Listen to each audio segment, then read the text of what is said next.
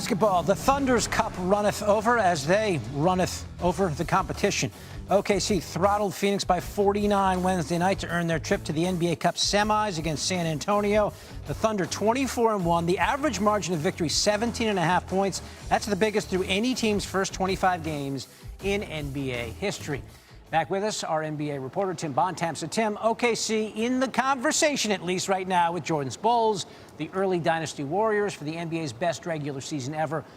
What catches your attention most about the Thunder's run at history? Just their straight dominance across the board. You mentioned it there. Like, we have to start talking about the Thunder in the conversation with teams like the Bulls and with the Warriors and with the 86 Celtics, and frankly, if they can exceed them. Because when you look at their statistical profile through 25 games, they're doing things we've never seen before. See on the screen right now, they have a 17.2 net rating. That means they're outscoring teams by 17 points per 100 possessions. That's 4.5 points better than last year. It's easily the best in the history of the league by 4 more points than that Jordan Bulls team back in 1996. They have the best defensive rating in the past 6 years. Their defense is 7 points better than the Golden State Warriors. The gap between them and the Warriors is the same gap between the Warriors and the Charlotte Hornets in 24th. I mean, we're talking about a team that through 25 games is simply taking care of business in a way we have not seen before. And going into this game on Saturday night, they're regularly being favored in games by 10, 12, 15 points a night. And they're doing it with Shai Alexander often sitting in the fourth quarter, and with Jalen Williams, their All-NBA forward, basically missing the entire first 5 to 6 weeks of the season. So it's been a remarkable start for the Thunder, and I think the question we have to start asking now is, can this team realistically win 73, 74, 75 games and give themselves a chance to go into the postseason with a championship at the end of it and establish themselves as potentially the best team in the history of the sport? And they could be in line for a really high draft pick next draft. So it's an embarrassment of riches there. The Spurs are up next for OKC. We know Wemby's missed the last 12 games with a calf strain. Mitch Johnson says his start is getting very close to returning. So could we see Wemby play in Vegas this week, Tim? We certainly could, and I would certainly love to see him going up against Chet Holmgren and this Oklahoma City Thunder team. They have battles going all the way back to the FIBA Under-19 World Cup Championship game several years ago. So it will be fun to see if Victor is out there. He participated in shoot-around on Wednesday in L.A. ahead of the Spurs win over the Lakers. He obviously didn't play in that game, but we will see if Wembanyama is in practice later this afternoon. Practices are just getting underway here in Vegas, but I think it's a safe expectation that there's a real potential for him to be back out on the court. And obviously, we'd love to see Victor Wembanyama out there against the Thunder, and as we just laid out, one of the best teams through 25 games we've ever seen on Saturday night here in Vegas. And the Spurs have really actually been pretty good without Wembanyama, 9-3 in his absence. Tim Bontemps giving us his insight on this one. Still ahead, the Buccaneers. Guys, I missed this game, Bobby, because I was flying overseas. I didn't feel the need to go back and analyze it too much. It happened quick. I mean, it was 7-2 to start, and then it got to 10, and then it just kept on snowballing from there. We said this on the show on NBA Today on Wednesday. It's just that for a team that's coming off an NBA championship, there's so much hunger there, right? It almost feels like they're playing with an edge. You felt like there was still another gear left with this group. It wasn't a clean 7-game series against Indiana. There's probably people whispering and saying, what would have happened if Halliburton had stayed healthy, right? But man, I think there was a reasonable chance that the Pacers were winning that game. Yeah. Mm-hmm. Yeah, because the Thunder, Vinny, the Thunder did not play well. It's lost to history, and maybe you never know. The Thunder did not play well in the second half of that game by their standards. Yeah, but do they come at you in waves? Oh boy, if it's not, and Jalen Williams, you could see him starting to get his groove back out there. They've got no Hartenstein, but then you have AJ Mitchell coming off there's just so many different levels of guys here. We put up a stat on the show yesterday that, and we didn't do it to diminish Shai, but it just shows you the beauty of the roster. They're plus 19 when Shai's on the court and a plus 16 when he's off the court. When we must talked not be about the MVP. Yeah, I mean, we talked about Giannis a couple weeks ago when he got hurt and the differential when he's on the court and off the court. But I just think that shows you how they've built this roster. I was going to put up a graphic today, but I didn't want to look to be snobbish, where just to remind people of all these draft picks that are coming, right? Like that's Well, it probably won't happen, but there's a scenario that the Thunder could have 3 lottery picks in this draft.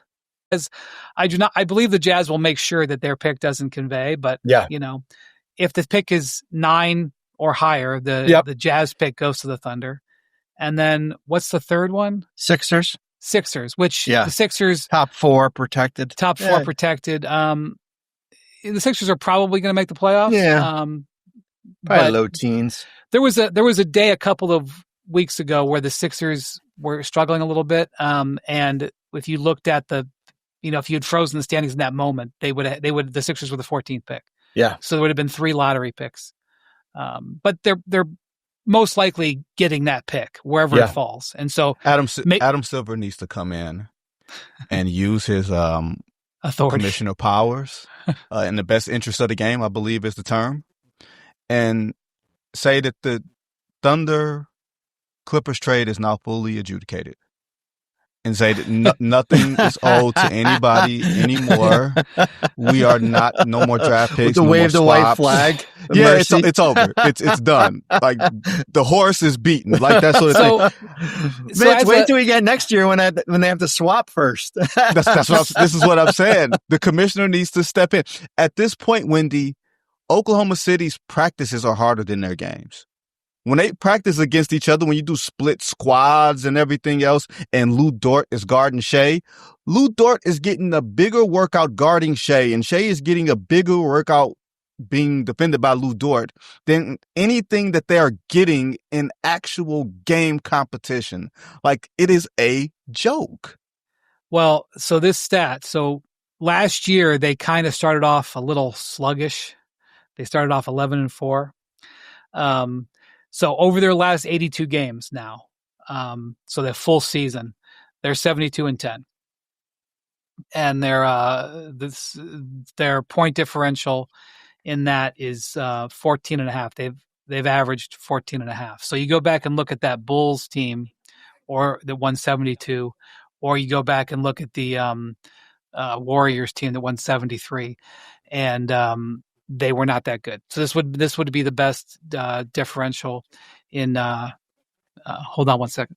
So and Jackson gave me that stat. I feel like there was another stat in there, Jackson, with Shai Gilgeous-Alexander. He's here it is. The 13th game this season when he sat out the entire fourth quarter.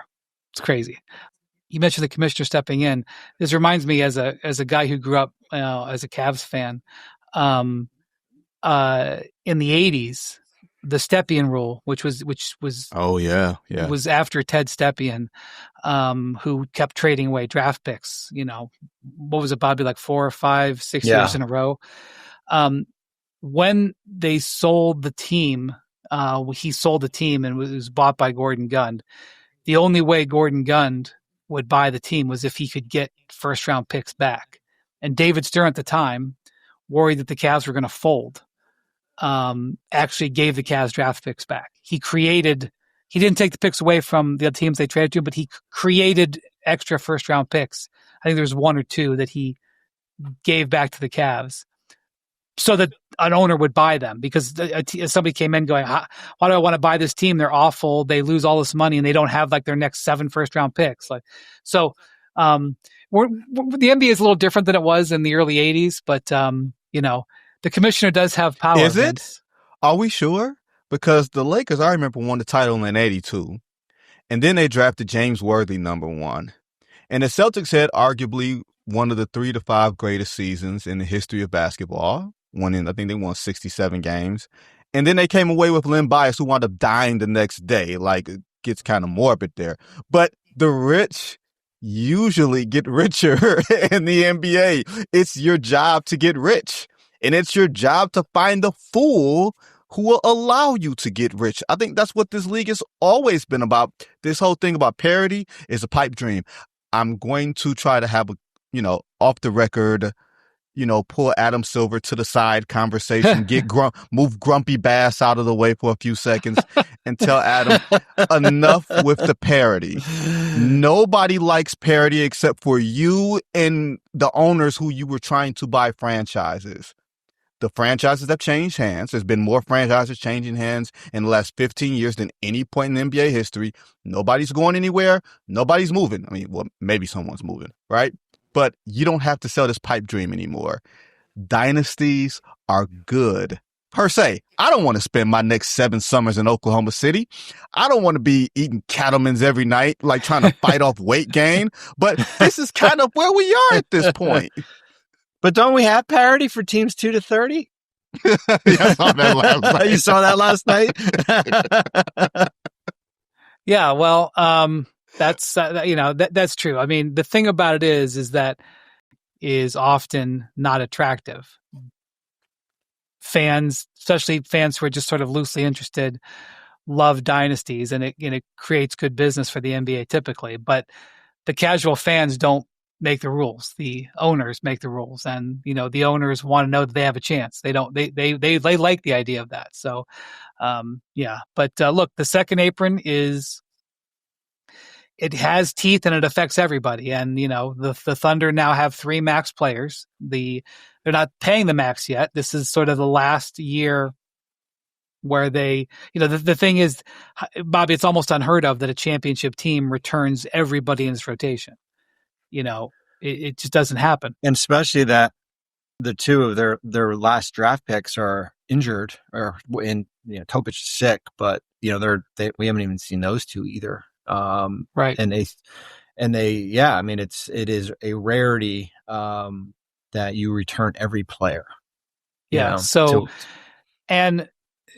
next year is when the teeth come in, but like the Thunder, will have some tough choices coming up, but because Jalen Williams and Chet Holmgren are still on their rookie contracts, they've been able to roll this team right over.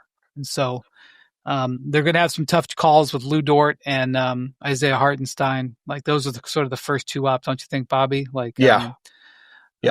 But they can bring this team back next year.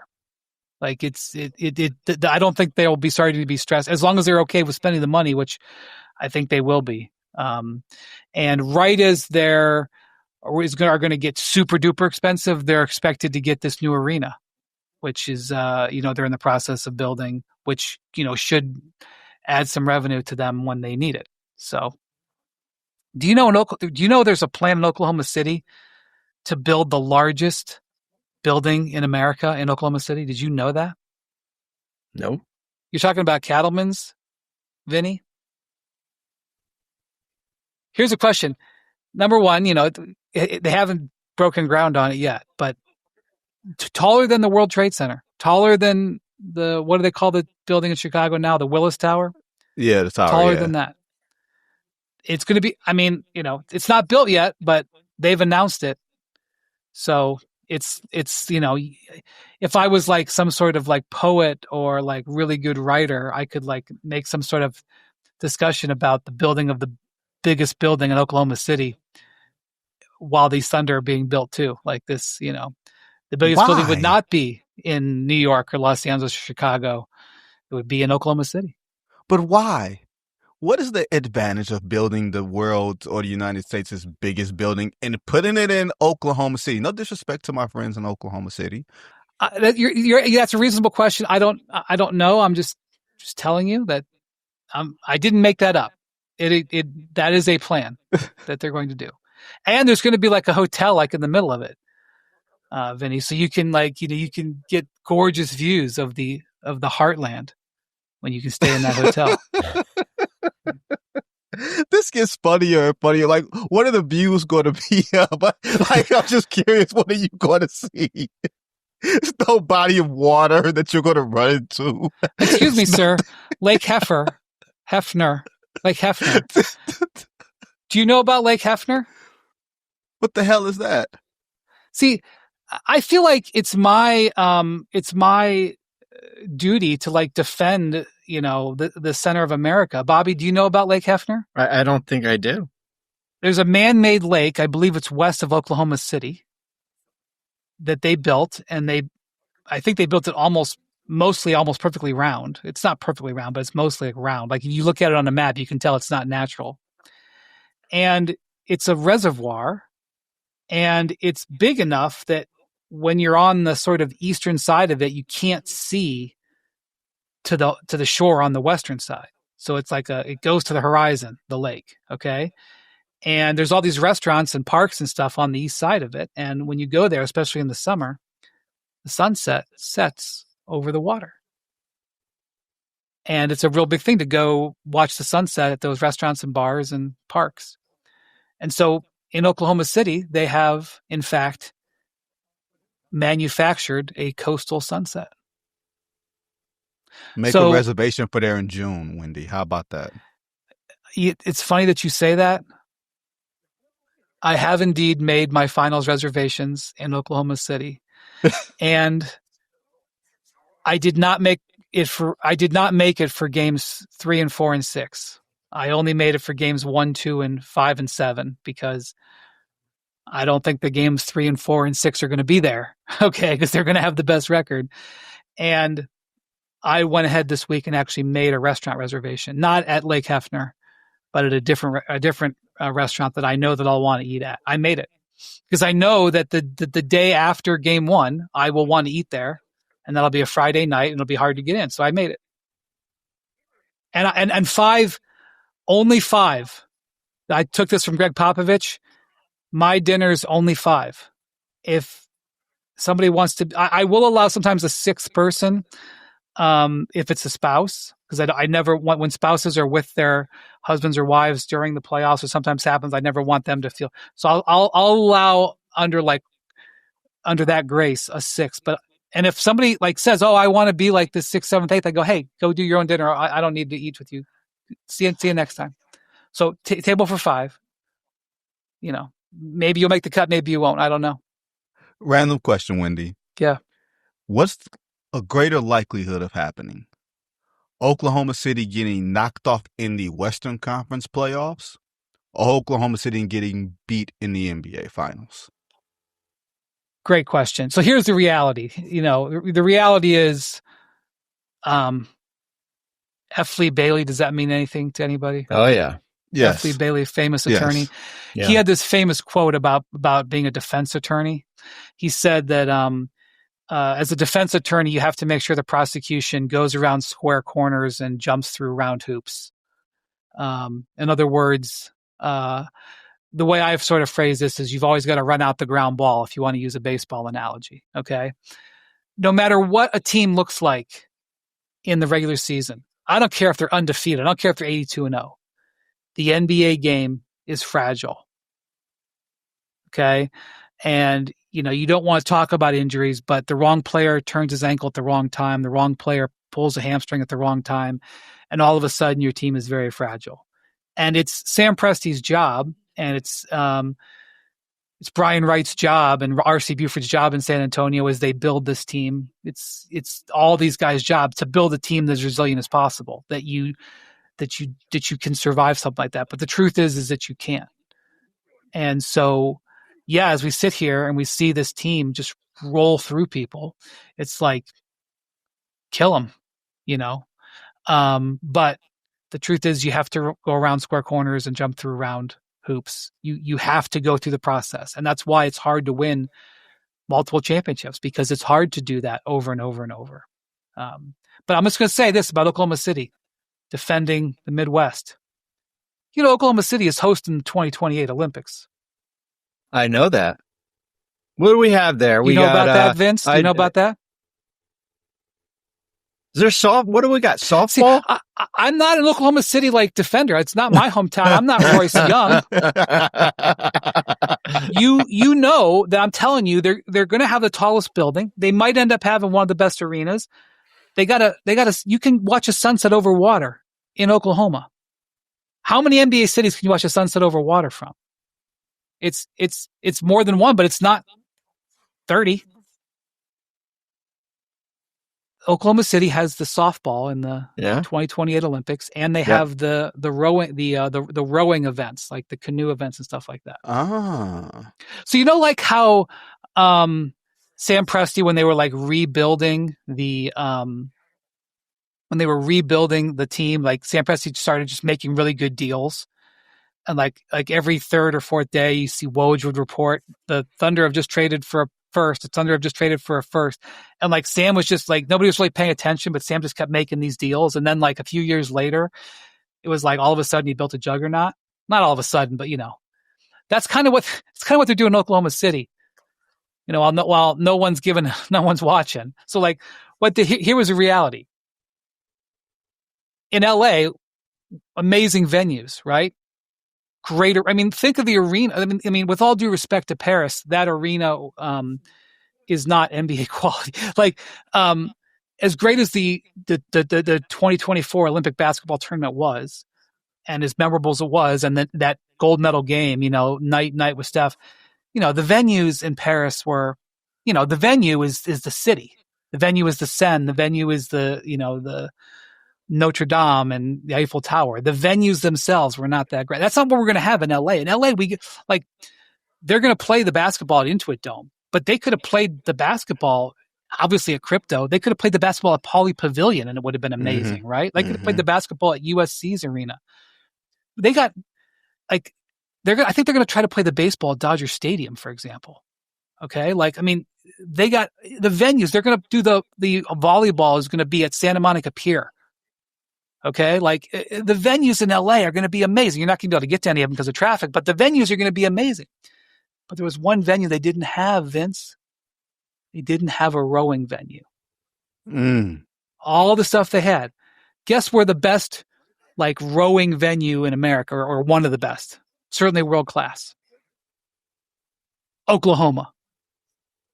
Okay, so it was going to cost LA tens of millions of dollars. A guy from the LA organizing committee told me this story. It was going to cost LA Olympics tens of millions of dollars to build this venue, this rowing venue. All these other venues they got surfing. Paris didn't have surfing. They had to send it to Tahiti. So Oklahoma was like, hey, we have a world-class venue here. And they're like, sounds great. And they're like, okay, here's our price. Like Sam Presti, right? He had a price. I'll take your bad contract. Right. Here's our price. Softball. They play the College World Series softball in Oklahoma City. They have a great stadium. It's softball capital of America. So think about this. They are playing. Bobby, think if 15 or 20 years ago, I would tell you that the NBA champions would be in Oklahoma City. Yeah. And the Olympics would be in Oklahoma City. What would you say about that? And you can watch sunset on a man-made lake. And you're going to have the tallest building in America, Vince. So, look, I live in Omaha. We don't have any.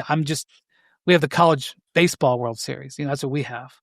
I'm just saying, and they're building a great arena. So, I'm saying, Bobby, on Monday,